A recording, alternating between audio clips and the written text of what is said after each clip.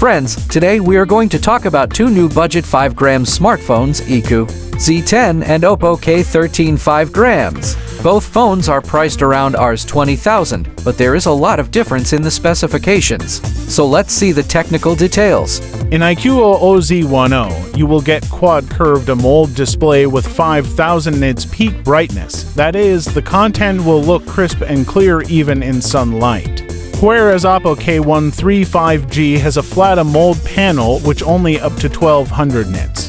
Talking about performance, the iQOO Z10 is powered by Snapdragon 7 South Gen 3 chipset, which is built on a 4nm process node, better optimized for multitasking and heavy gaming.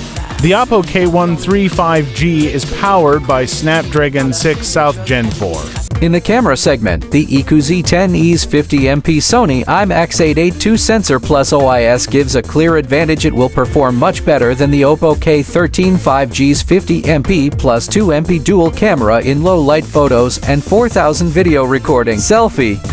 Battery life is excellent on both phones. The iQOO Z10 is slightly ahead with 7,300 mAh, while the Oppo K13 5G has a 7,000 mAh. Software both have Funtic OS 15 and Android 14, but the iQOO has a more powerful battery.